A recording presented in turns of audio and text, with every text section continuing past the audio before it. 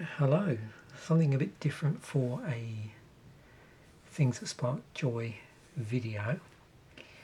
So once again I was going through my shelves, flicking through some old magazines, which I'm sure I'm going to feature at some point in another episode. And down one end I found a load of tour brochures or tour booklets, whatever you want to call them, for bands that actually I think I'm missing one. There was another one somewhere, actually. That's a good point. Yeah, I thought we had an additional one here, but not to worry. I'm sure it'll turn up because this is sufficient. So I've got 5 tour booklets here. So the story behind these is that when I used to go to gigs, the first gig I went to was in '81, funnily enough, to see Judas Priest. But I did not buy the tour booklets. I bought a t-shirt which is long worn out. But a lot later on, I suppose in the late 90s, 2000s, I started going to record fairs, and amongst the usual things of vinyl and CDs and videos and various other stuff, bootleg tapes, I saw a number of these crop up, these tour brochures. So I just bought 3 at the time. Like I said, I thought there was a 4th one I had, but I'm not sure where that is. Yeah, so I thought I'd flick through these. First start off with 3, and then there's another 2 I want to talk about. So this is one from '78. This wasn't there's only one here which is connected to a tour where I did actually see the band. This was a lot earlier in their career, and it's funny to look through this because some of the promotional pictures are great. So this was obviously Rob Halford before the leather and studs period, when he was still in I don't know what you'd call it, his theatrical look. And as you can see, judging by this, yeah, this is the image off of Killing Machine, which in the US is referred to as Hellbent for Leather. A little bit of blurb about that. There's the tour dates. Like I said, way before my gig going period. But there's one there at Brighton Dome. I'm just trying to think that had I have gone, I'd probably been a bit young there, but that would probably have been the closest one, I think, Brighton. Yeah, I don't see anything closer to where I live. Badges 40p, patches 50, t-shirts 2.50 or 2.99. Sorry, it's a bit shiny there. Oh, postage and packing. Yeah, mail order. Well, those were the days. Merchandise by mail order. But yeah, obviously these booklets would be alongside the t-shirts and badges if you went to see the band on the merchandise stall. That's obviously the support artist, Lee Hart. Yeah. Oh, there's some band photos there. And there's an ad. So this would be, that's interesting because the outer one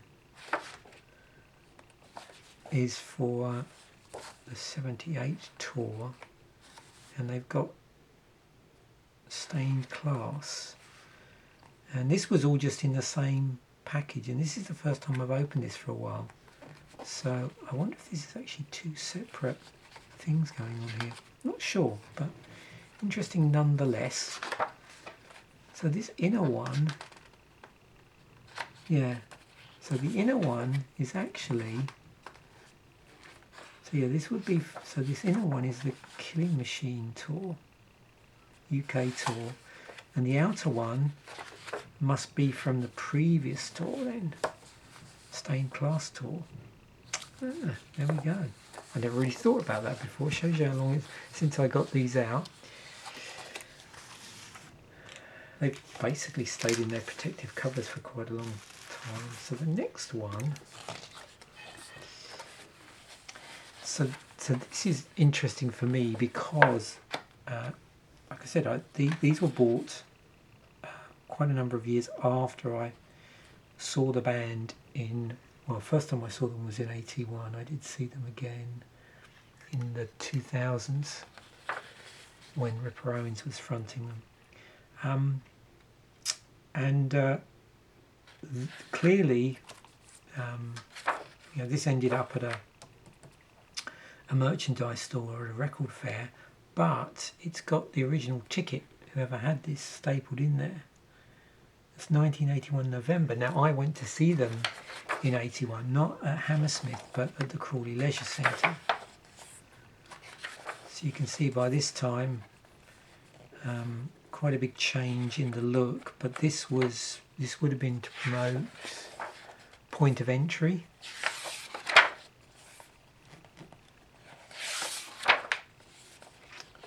So a bit of by-album from band members.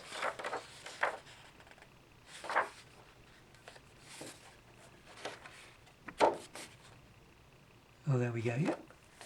The top there, so. Again, I think this one doesn't specifically have any, no tour dates on it.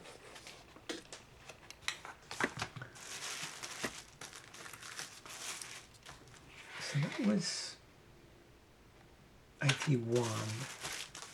And this one, I think I might have messed the order up here a bit, but never mind. So this is another one. I'm not sure what tour this was from. It may have been the previous year. It's a strange one because it doesn't say it's like the other one, like a tour booklet or whatever. Because in the middle, it's not got many pages, and I've got to be careful because it's starting to fall apart. But it has this rather strange. If I can get there, like band, I don't know what you call it, diorama thing. I'm trying careful not to ruin this, where these all come out, so you get this sort of live. I don't know, what were they called now? I'm trying to think of the names of like live pop out. So you can sort of do a recreation of a Judas Priest concert in the safety of your own home. I thought that's pretty interesting.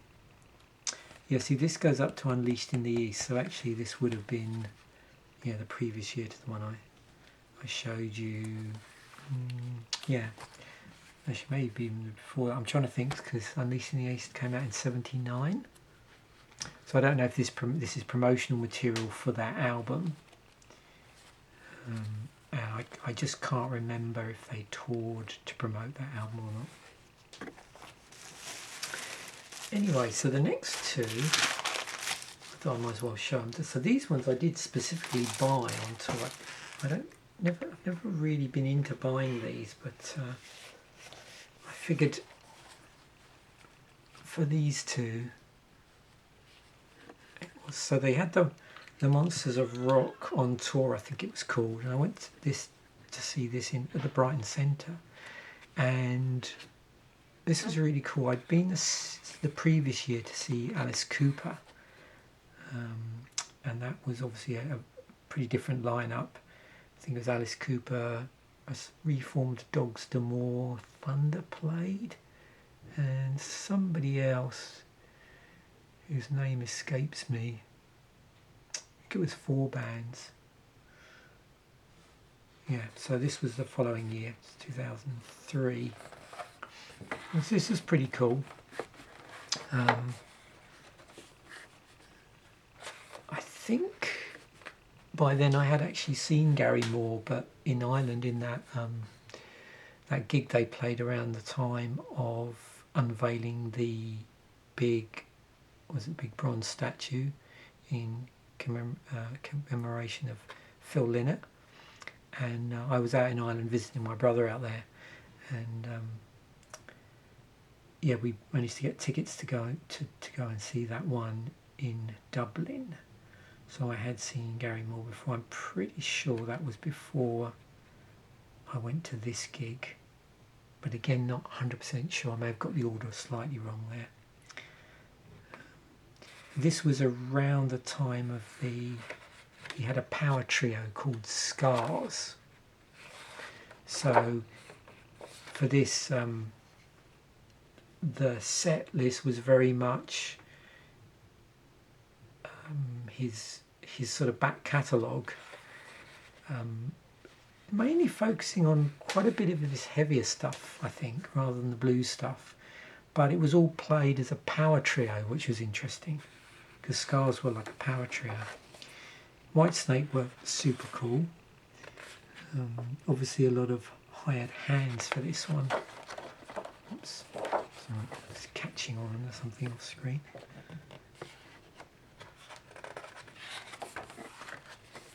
And Gary Moore. And it was great to see Y&T.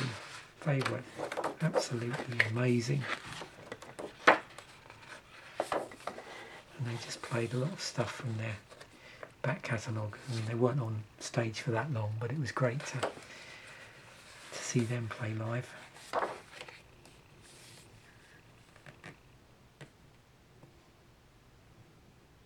There you can see there, Gary Moore, Cass Lewis. Wasn't Cass Lewis in Skunk Anansie? I think so. And Darren Mooney. And then I was lucky enough to, again at the Brighton Centre, go and see Heaven and Hell. And that was, 2007. So this is a version of Sabbath with Ronnie James Dio fronting it.